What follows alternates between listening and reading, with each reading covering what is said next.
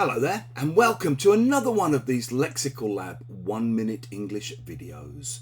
If you like this video, make sure you subscribe to our YouTube channel and check out our website www.lexicallab.com to find out more about the online courses we offer.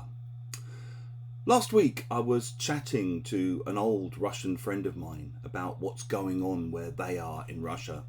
And they told me that recently there's been a rather shocking story of two senior professors in a university near where they live who have been fired, who've been sacked, they've been got rid of from their jobs simply because their children had both liked posts on social media opposing the war in Ukraine. Which must mean that there are whole departments out there scouring the internet, checking on everyone's internet use and taking, taking revenge against people who dare to even speak out in the smallest possible way against the war that's going on in Ukraine. Basically, it's all a way of trying to cow people into silence, of cowing them into submission.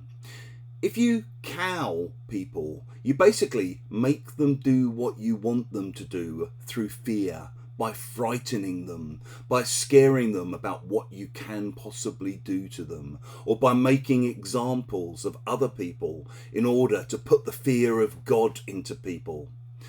In the same way, you might sometimes have a crowd or a group of people or even a country that refuses to be cowed and refuses to bow down to people trying to scare them.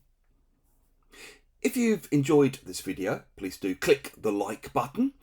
Please do share it with your friends, your students and your colleagues.